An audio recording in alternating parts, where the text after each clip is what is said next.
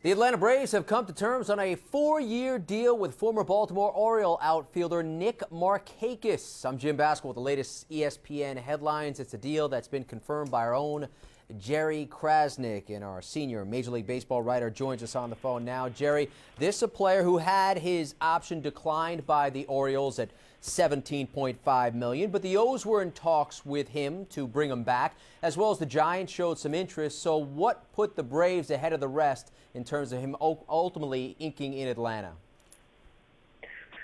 Well, Jim, it's funny because he'd been there quite a while, and I think the sense was initially that he would wind up back in Baltimore. You know, he's always been a favorite of Peter Angelos, the owner, and I think the sense was he would retire an Oriole, but it seemed like early in the process it kind of lost momentum, and maybe the Orioles weren't willing to go as long as he wanted, you know, and as high on the deal. And once he went out there, there was a pretty active group of teams interested in him. You know, as a corner outfielder, doesn't hit a lot of home runs, but he's a pretty good defender and an on-base guy who can hit, you know, near the top of your lineup. And Atlanta found a hole for him, certainly after trading Jason Hayward.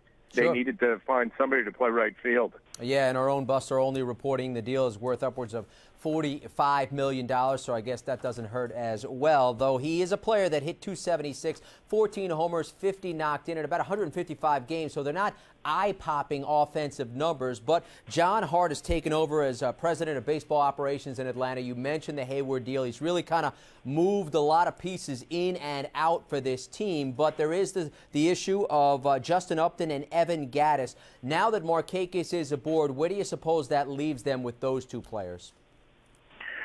Well, it's going to be interesting to watch. I think a Justin Upton trade is probably going to be tough to pull off. You know, as Jason Stark has mentioned, I think he wants a bigger haul for Justin Upton than he did for Jason Hayward, and it's tough for the Braves to get that just because he only has 1 year left on his contract.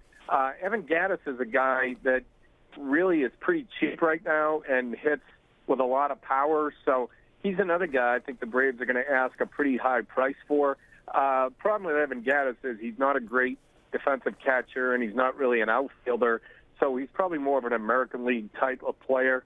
But that kind of power certainly has value, and the Braves aren't going to give him away. I mean, they're going to have to get a pretty good package to get something back for him. So I'm sure John Hart is going to keep all his options open, but right now he's been busy enough with the moves he's made so far. Yeah. He's senior Major League Baseball writer for ESPN, Jerry Krasnick. Jerry, we appreciate the insight. Again, Nick Markakis comes to terms on a 4-year deal with the Atlanta Braves. John Hart replacing one Gold Glover with another, as Jason Hayward just won a Gold Glove for the Braves prior to his trade with the Cardinals. Markakis, meantime, a 2-time Gold Glove winner. 0 errors in 149 games in the field last year in Baltimore. You can read more about this story right here on ESPN.com. With the latest ESPN headlines, I'm Jim Baskell.